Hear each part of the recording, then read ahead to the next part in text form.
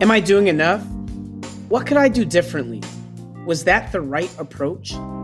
How do I advocate for my child in a system that may not recognize their needs? These are questions many parents face when raising kids of color with learning and thinking differences. What is going on, OG family?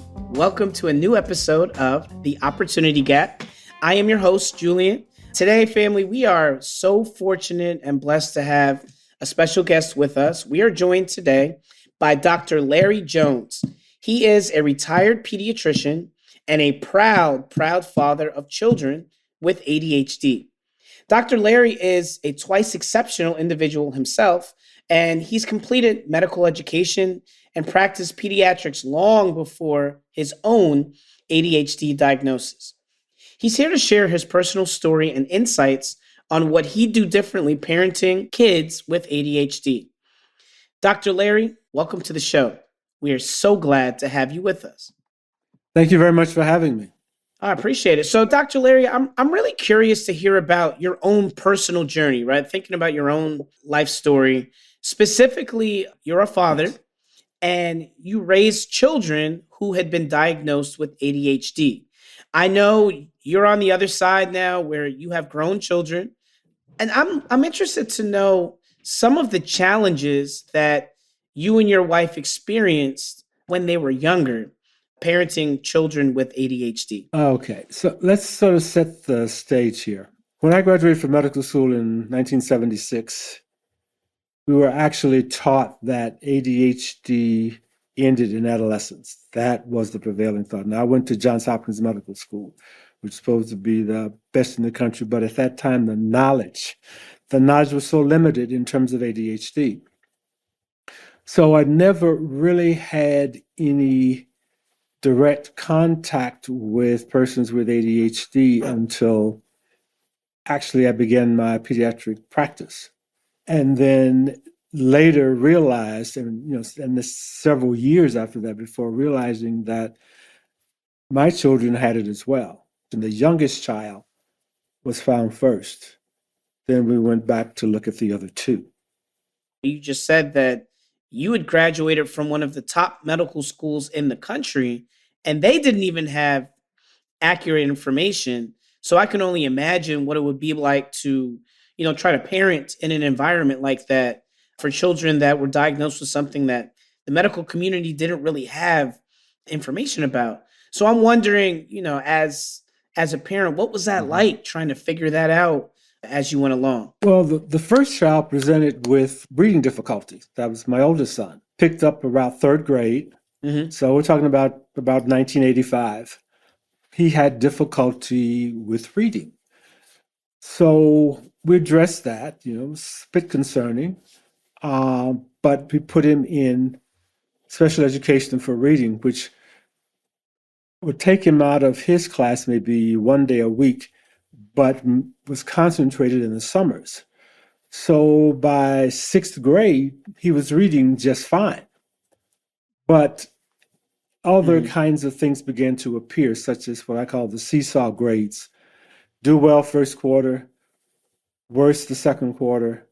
We talk about it, get on him about it, then better the third quarter, and then dip again the fourth quarter. And this was a yearly cycle.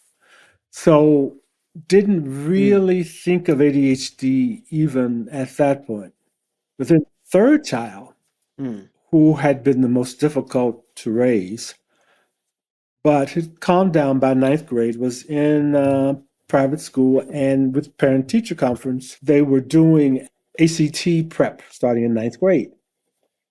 And the ACT teacher called us in and said she was concerned because of his, seemed to master material one day but couldn't remember it the next day.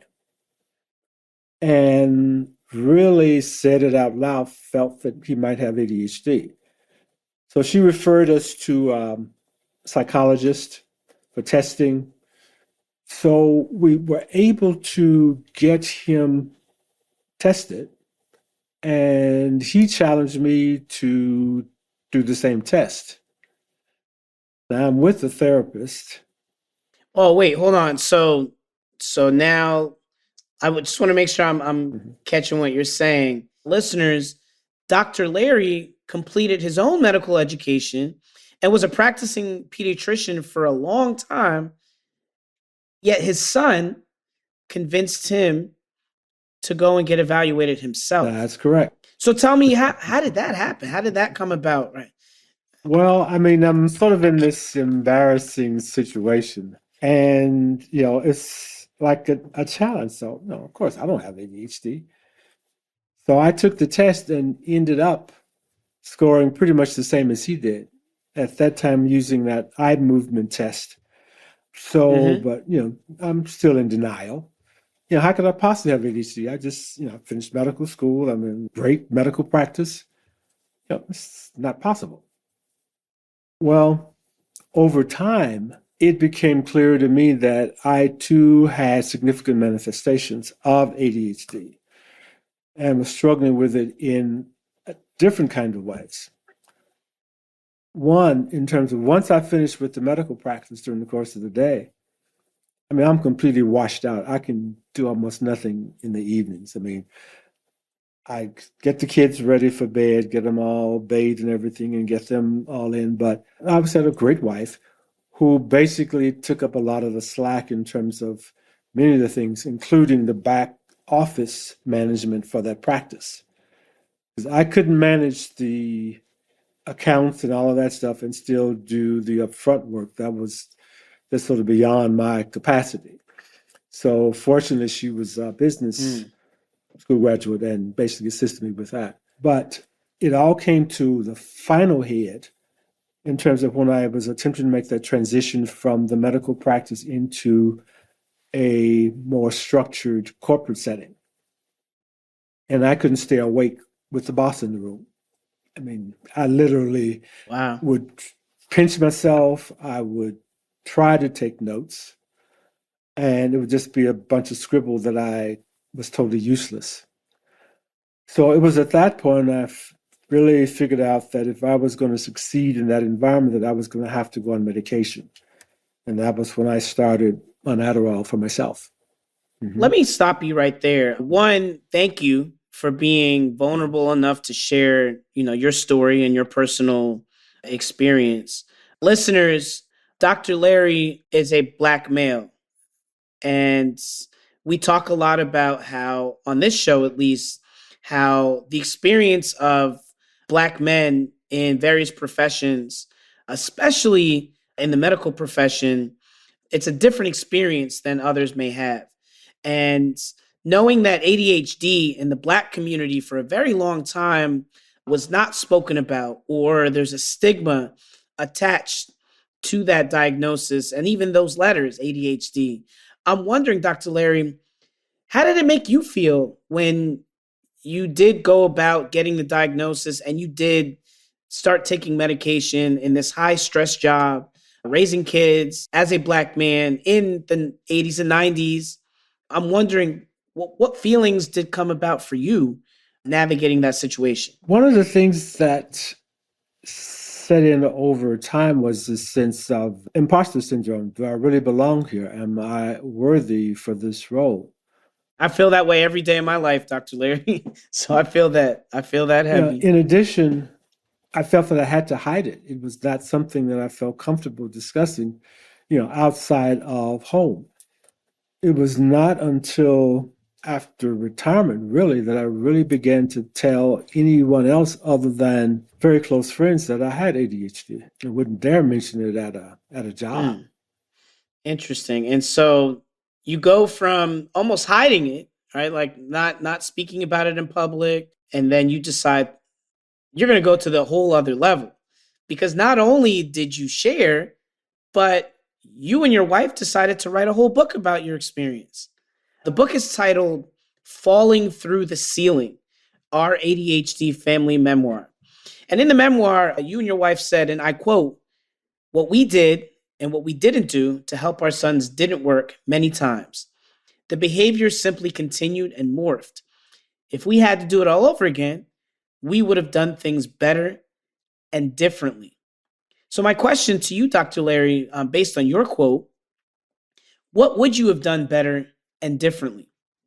One, had I known earlier, we would have implemented a totally different course. Now, we feel that we were saved by the village, that we had enough friends and family and enough support, plus through our church, to surround the boys such that they never got into any major trouble, that they had good manners, they were, you know, got along in the world, so to speak.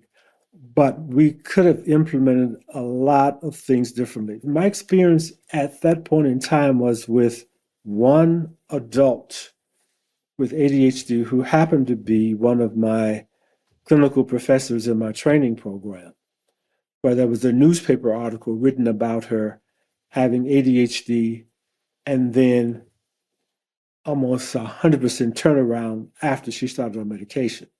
But that was my only experience with anyone with ADHD and seeing the transformation that can take place with medication and with coaching or counseling. So, Dr. Larry, I have one more question for you. Many of our listeners are families of color that they are raising to the best of their ability, raising kids with learning and thinking differences.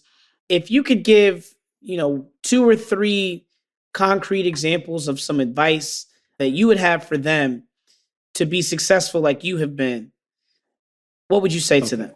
First of all, not to view ADHD as a stigma. I see it as a gift, and more research is being done that really is leading us in that direction. But I do have several things that I think need to be shared. One, that the earlier ADHD is treated, the faster the child can develop self control and positive behaviors. And it's important for both parents to discuss that with the teacher to really understand. And I want our fathers to really try to be open minded and really listen to what the teacher is saying and not to take it personally. It's not a thing of who's at fault. Yes. It's what can we do best to secure our child's future and give him the ability to achieve and to be whatever he or she wants to be. And of course, discuss those concerns with the pediatrician. As you said, it's really, really important for the fathers to understand this and not to feel that the child is not performing because they just need to work a little harder. They have to have that interest. They have to have tools for them to be able to succeed. One of the things that sort of came about, because I did have a significant number of patients with ADHD over the years, that I would always ask the fathers to come into the office because they were usually the hardest to convince that this was a real entity.